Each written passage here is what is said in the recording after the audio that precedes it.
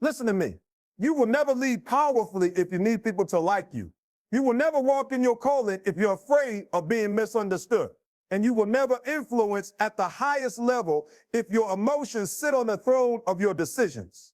You want to lead like a pro, then get free. Get emotionally and spiritually free. I'm talking to the person right now who has the heart to lead, but keeps shrinking back because people didn't clap. You got a vision, but you keep folding every time somebody doesn't see it the way you do. That's not leadership. That's dependency. And you can't lead people if you depend on them for your strength. Hear me, what God put in you doesn't need permission to be powerful. When you detach from people's opinions, their reactions, their praise, their silence, you tap into something unshakable.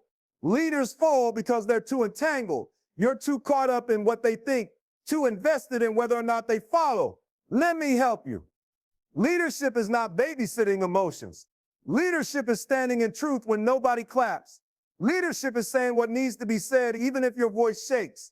Leadership is showing up with fire even if they're cold. And you can't do that if you're emotionally tethered to the crowd. The pros, the real leaders, they love hard, they serve deep, but they do not lose themselves in the process. You hear me? Their identity doesn't rise and fall with applause. Their purpose doesn't shift with public opinion. They can walk into a room and command the atmosphere, not because they loud, but because they light. And light doesn't ask darkness if it's okay to shine. It just does. You got to stop letting people's moods mold your mission. Stop letting their silence steal your sound. If you keep needing everybody to be on board, you'll never move the ship. Sometimes leadership looks like walking alone. Sometimes it means being misunderstood for a season. But let me tell you, obedience will always bear more fruit than popularity ever could. Detach from the outcome. Detach from the timeline. Detach from who stays and who leaves. That's not your assignment. Your job is to stay aligned with the vision. Your job is to be faithful to the call. You're not here to convince everybody. You're here to carry fire. And fire doesn't argue. Fire burns.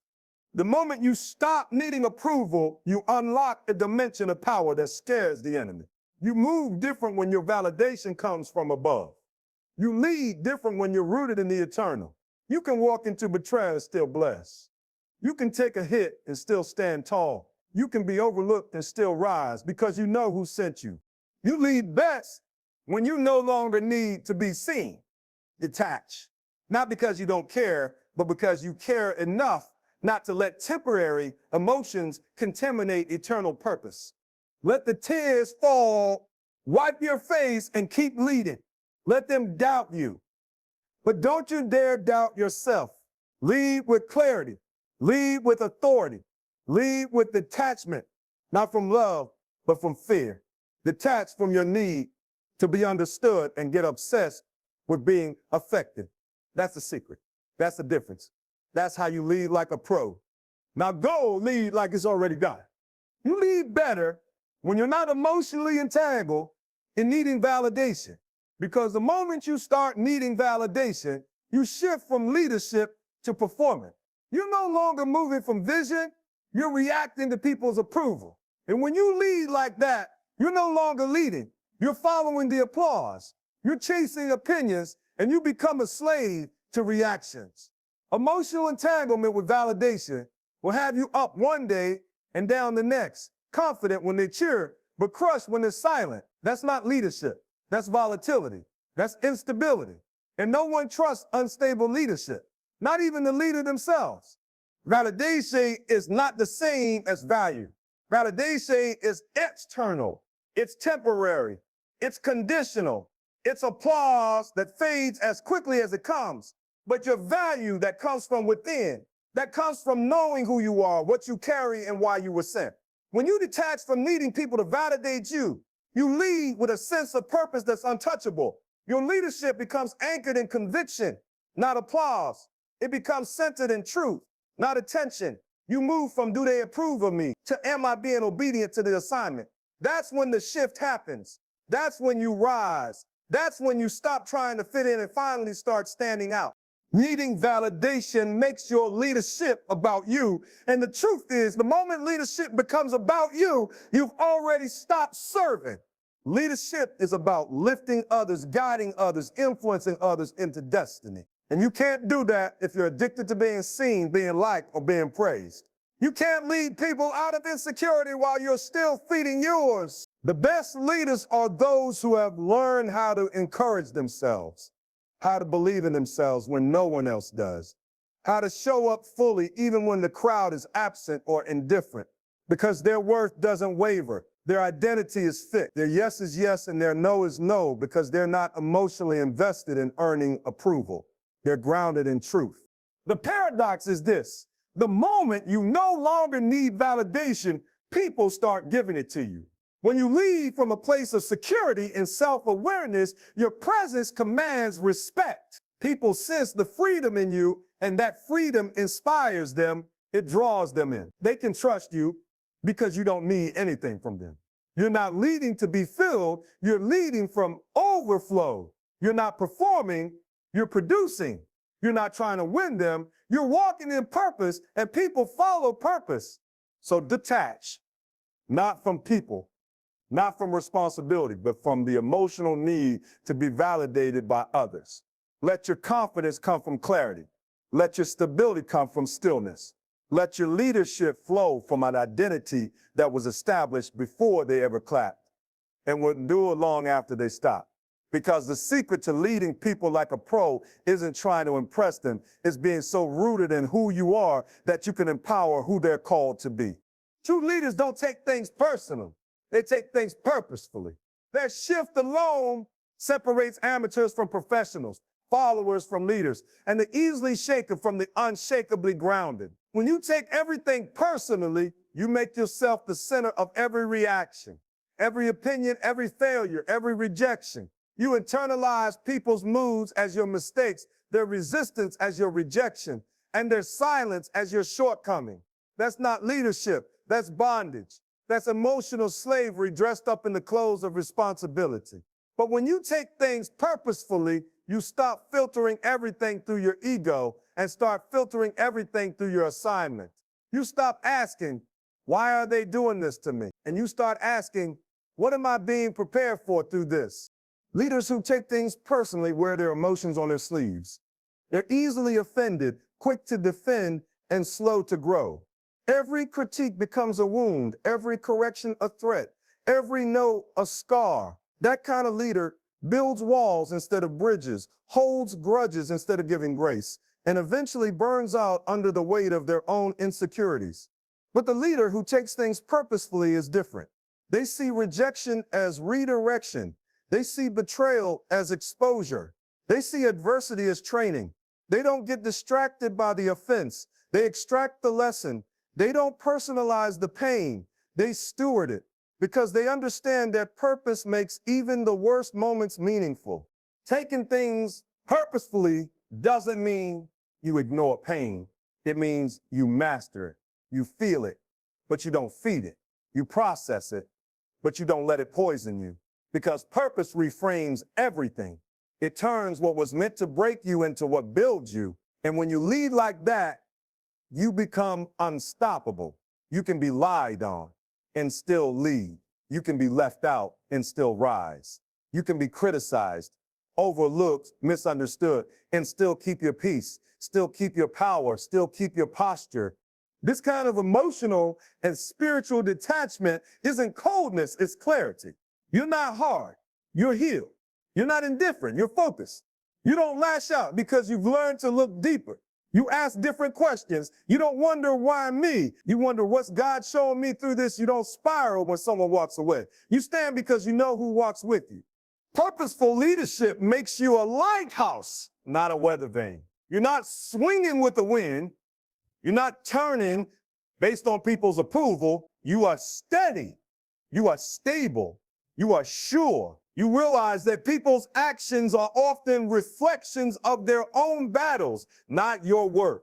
So you lead with grace. You lead with strength. You lead with discernment. You lead with love that's not fragile, love that's not afraid, Love that's not easily shaken because it's rooted in purpose, not personality. And when you lead like that, you become a force. You become a refuge. You become someone people can trust, not because you're perfect, but because you're principled. Because you're not taking their weakness as a personal wound, you're taking every moment as a divine assignment. That's what it means to lead like a pro. When your identity is rooted in purpose, you don't chase outcomes, you command impact. Most people are out here trying to chase success, trying to chase applause, trying to chase results. They run themselves into exhaustion because they think the fruit is what proves their worth.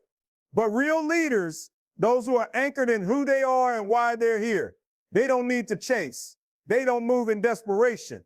They move in authority. They walk into the room knowing they were sent, not just invited.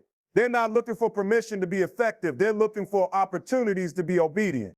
Chasing outcomes puts the focus on performance, but commanding impact shifts the focus to alignment. You're not trying to manipulate situations to work in your favor. You're stepping into every room, every conversation, every battle with the mindset that if God assigned you to it, impact is inevitable. Whether they clap or criticize, whether they stay or walk away, the outcome does not define the leader. The obedience does. The anointing does. The integrity does. And when your identity is rooted in purpose, you stop letting results determine your rhythm. You stop being tossed back and forth by what happens or doesn't happen. You learn to plant deep, move steady, and speak with boldness even if the results take time to show. Too many people are driven by fear that they won't be enough unless they produce something fast. They compromise their values just to get attention. They shift their calling just to fit trends. But all of that is the byproduct of a misplaced identity. When your identity is in the result, you become unstable. But when your identity is in your purpose, you become immovable. You're not trying to impress. You're trying to obey. You're not trying to go viral. You're trying to go deep. And the truth is, impact doesn't always show up in numbers. Sometimes impact shows up in one life changed, one heart healed, one person who found hope again because you stayed faithful. Purpose gives you peace when the outcome is delayed. Purpose gives you courage when the results don't look like the vision. Purpose reminds you that your worth isn't in the applause, the platform, or the praise. It's in the fact that you showed up and did what you were called to do. Leaders who understand that don't panic in pressure, and they don't quit in quiet seasons. They know that seeds take time. They trust that if they keep planting with purpose, the harvest will come. Not because they chased it, but because they carried it. You command impact when you live from purpose. Your voice has weight. Your presence has power. Not because you're perfect, but because you're aligned. You're not striving, you're flowing. You're not hustling to be seen. You're walking in what's already been spoken over your life. That's what real leadership looks like. It's not loud, it's not desperate. It's rooted. And that root is purpose. Great leadership flows from inner stillness, not outer applause. It's not the noise around you that qualifies you to lead. It's the silence within you. The kind of silence that comes from knowing who you are, why you're here, and what you've been called to do. Outer applause is fleeting. It's loud today and gone tomorrow. One day they cheer your name. The next they forget you ever existed. But inner stillness, that's eternal. That's what holds you steady when the world starts shaking. That's what keeps you rooted when expectations pile up, when criticism hits, when loneliness creeps in, and when pressure tries to crush you. People often confuse hype with influence. They think the leader with the biggest platform, the biggest following, the loudest voice is the one with the most power. But real leadership doesn't start with the microphone. It starts in the mirror. It starts in the quiet place. It starts in the moments when no one's watching, no one's praising, no one's calling. It's in those moments where inner stillness is built. That's where you learn to lead without needing noise. That's where you learn to serve without seeking recognition. That's where you develop discernment, where your spirit becomes sensitive, where your identity gets rooted in truth instead of trends. Inner stillness is the byproduct of spiritual detachment. It means you're no longer controlled by highs and lows, compliments or criticism, being seen or being overlooked. You don't lead to feel important. You lead because it's in your blood. You lead because there's something in you that refuses to stay silent when you see injustice.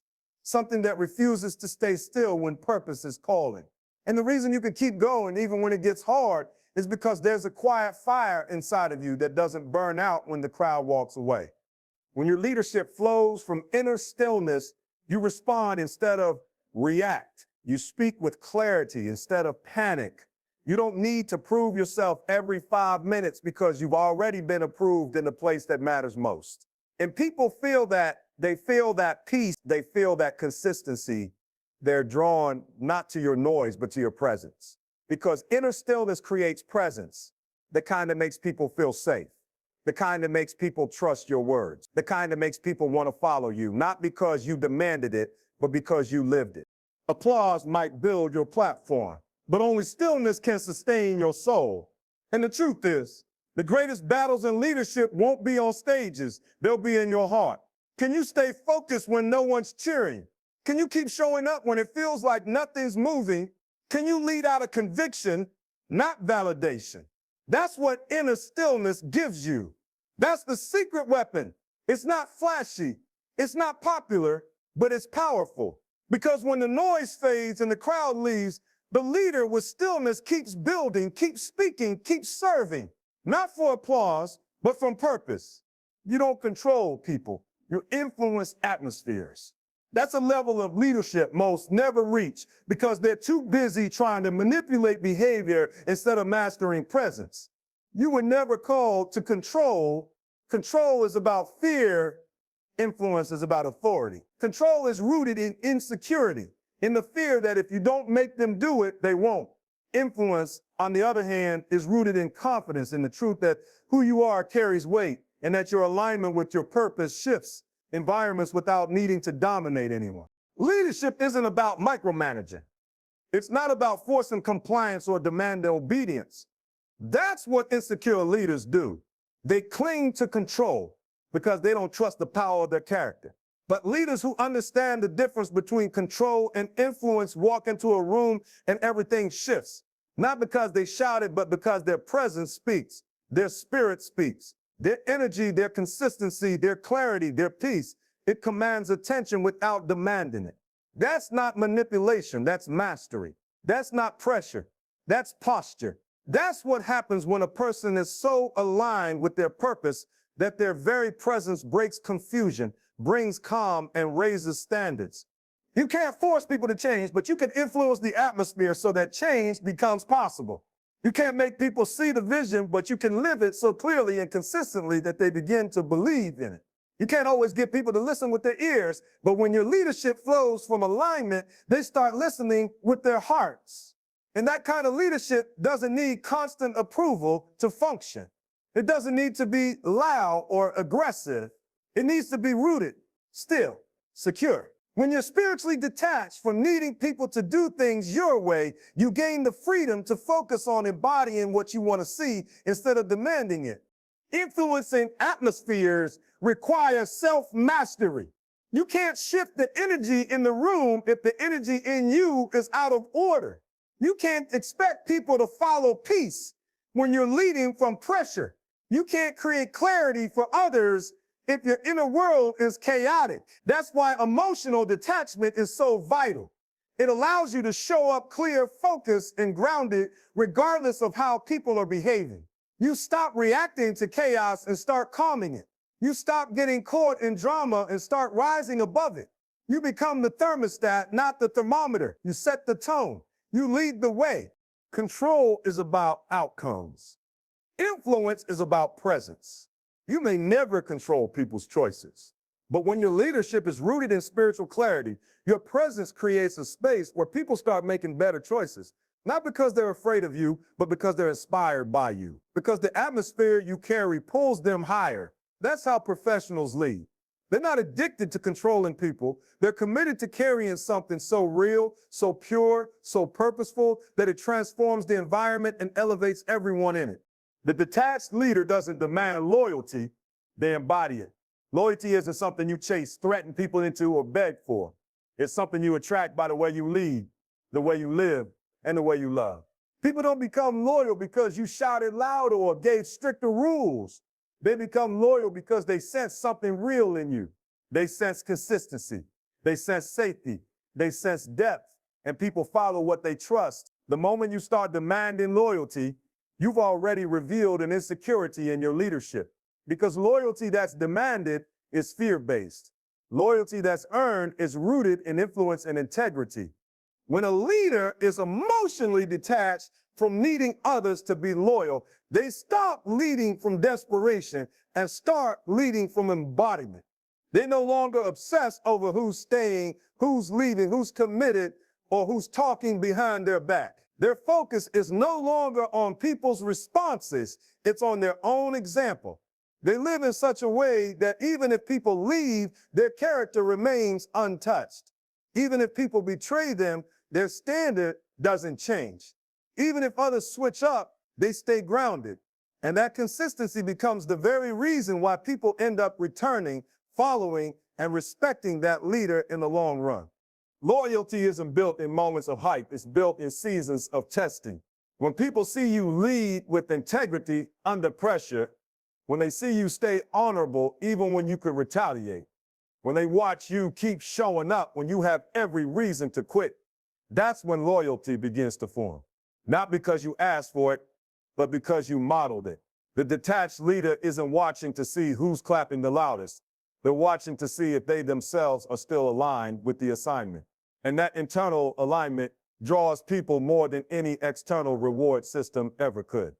When you're emotionally and spiritually detached from needing loyalty, you don't take betrayal personally. You take it as part of the process. You understand that people are human. Some will stay, some will go, some will surprise you with their faithfulness, and others will break your heart with their inconsistency. But none of that changes your role. None of that shifts your posture, because your mission isn't dependent on who stays.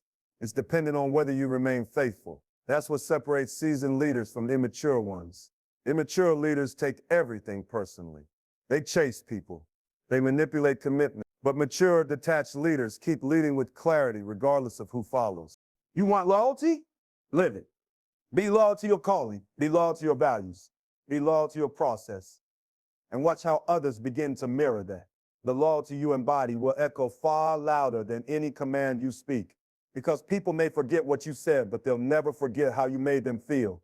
They'll never forget the integrity you walked in. They'll never forget the peace you carry.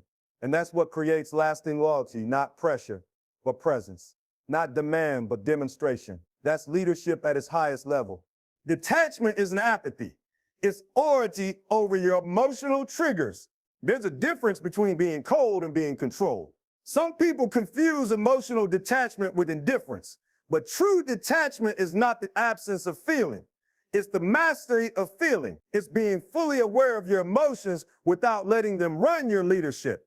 It's knowing when to feel deeply, but choosing not to act recklessly. That's power. That's maturity. That's authority. The leader who can feel the weight of the moment and still make decisions based on wisdom instead of emotional reaction, that's the leader who earns trust. That's the leader who can weather storms and still carry others through. You don't lose your heart when you detach. You protect your soul. You guard the fire within you so it doesn't get snuffed out by every offense, every disappointment, every betrayal. Because leadership will test you. People will disappoint you. Circumstances will break your expectations. And if you don't develop authority over your emotional reactions, you'll keep exploding, withdrawing, shutting down, or breaking down every time the pressure hits. You'll say things you regret, make decisions you have to clean up later, or lose credibility in the eyes of those who needed you to stand strong. Authority over your emotions doesn't mean you don't cry. It doesn't mean you don't feel. It means you choose when and how to respond. It means you don't let anger speak for you, fear lead you, or pain distort your perception. You pause before you speak. You process before you act. You anchor yourself before you lead others. That's the secret. Leaders who lack emotional authority become liabilities. They make everything about them. They need to be the center of every meeting, every decision, every crisis. But leaders who practice detachment don't need to be the loudest. They carry weight in their stillness. They carry answers because they're not drowning in reaction. Detachment brings clarity. When you're emotional reactive, everything feels urgent. Everything feels personal. But when you detach, you can separate your identity from the chaos around you. You can look at the situation objectively. You can discern who's operating from pain and who's really being rebellious. You can respond to the need instead of reacting to the noise. That kind of clarity only comes when you stop letting your emotions lead you and start learning how to lead them. This kind of leadership isn't weak, it's warfare. It takes inner work. It takes deep awareness. It takes a willingness to sit in silence with your own emotions until they stop controlling you. But once you reach that place, everything changes. You become trustworthy. You become stable. People know they can bring you bad news and you won't panic. They know they can confess a mistake and you won't attack. They know that even under pressure, you stay anchored. Not because you don't feel, but because you mastered how to feel without being ruled by it. That's emotional authority. That's what detachment really is. Not distance from your heart, but control over what drives your hands, your words, and your leadership. You lead stronger when you're not afraid to be alone. Most people never lead at their full capacity because they're too afraid of what it will cost them. The truth is, the higher you go in leadership, the thinner the air gets. And sometimes that means walking alone. But solitude is not a sign of weakness. It's a mark of elevation. It's in the quiet spaces, in the lonely paths where real leaders are formed. If you need to constantly be surrounded, constantly affirmed, constantly celebrated, then you're not leading. You're following the need to be needed. And that dependence will limit your authority, dilute your voice, and sabotage your mission. When you're emotionally detached from the fear of being alone, you become dangerous in the best way. You stop compromising your standards just to keep people around. You stop watering down your message to avoid confrontation. You stop adjusting your pace to accommodate the comfort of those who refuse to grow.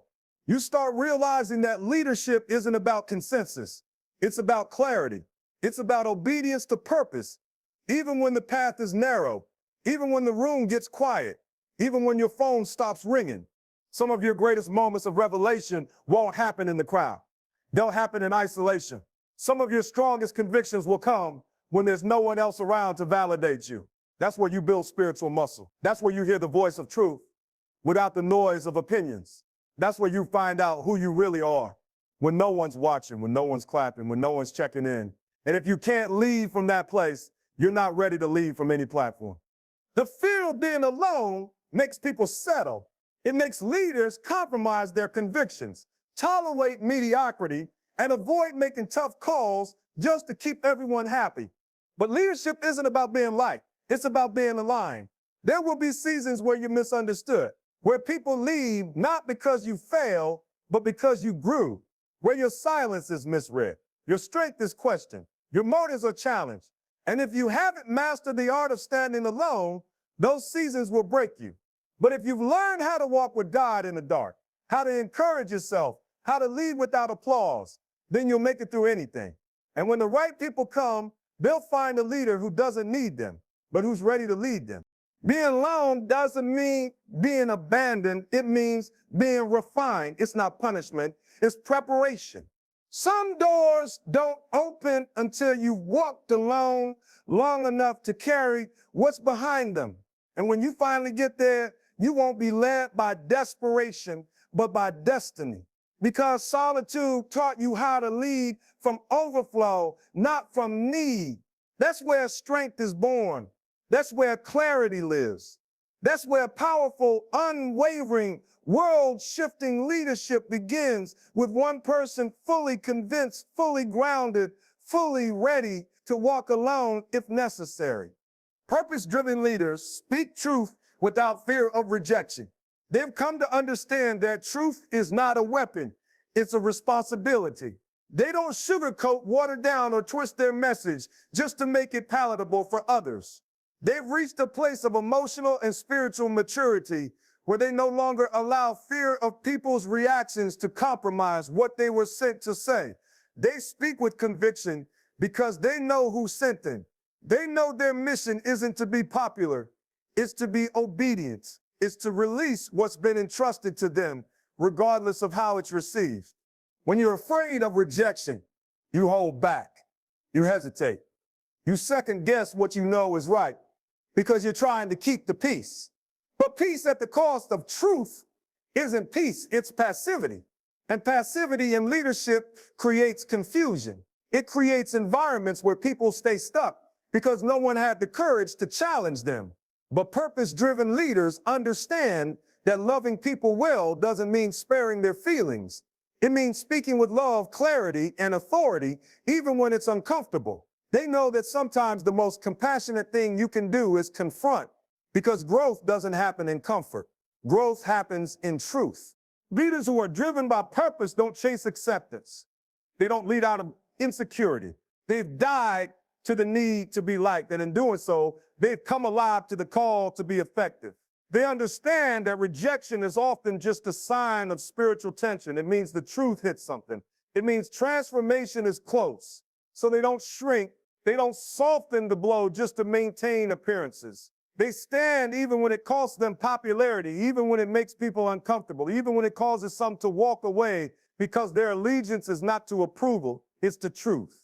Fear of rejection is a form of bondage. It traps leaders into cycles of compromise. It turns visionaries into people pleasers. But once that fear is broken, your voice changes, your posture changes.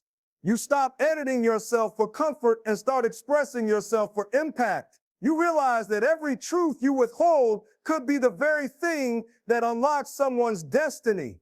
Every time you stay silent to protect yourself, you rob someone else of clarity, correction, or freedom.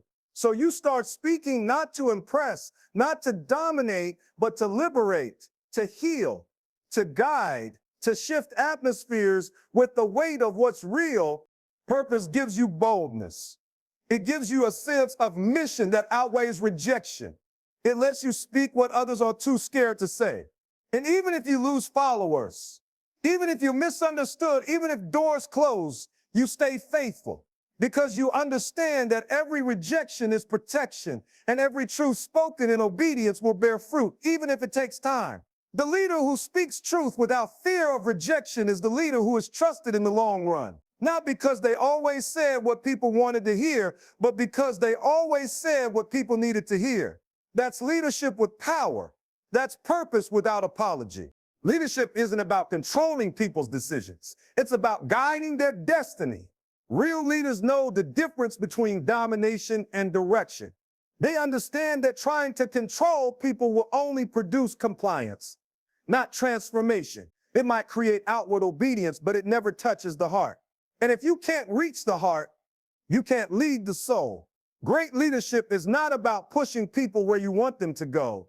It's about awakening them to where they're called to be. It's about seeing beyond behavior and calling out destiny even when the person doesn't see it in themselves. Control is rooted in fear. It says, if I don't make them do it, they'll never get there. But that's not trust. That's not faith. That's not leadership. Control creates pressure, anxiety, and resentment.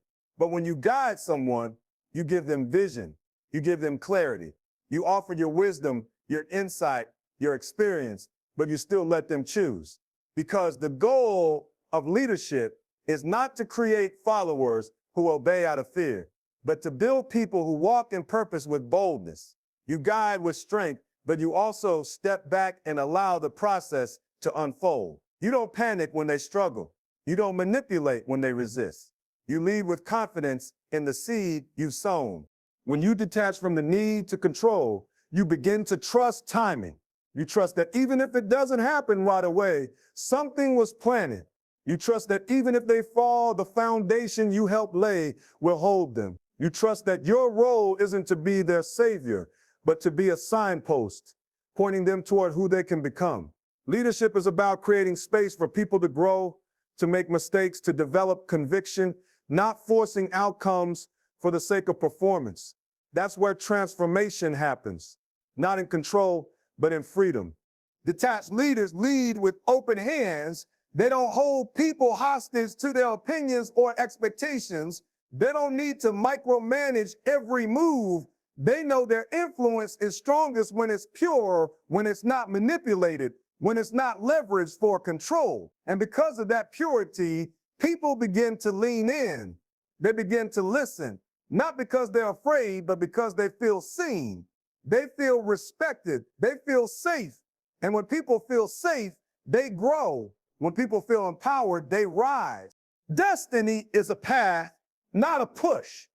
And your job as a leader is to walk ahead, clear the way, hold the light, and guide. Not force, not demand, not control. Because the moment you try to control destiny, you limit it. But when you guide people with wisdom, with patience, with discernment, and with spiritual authority, you become a leader who helps others unlock their full potential. You become the kind of leader who doesn't just change lives, but reshapes legacies. You leave an imprint not through manipulation, but through mentorship, not by controlling people's every step, but by guiding them to walk boldly into their calling. That's what real leadership does.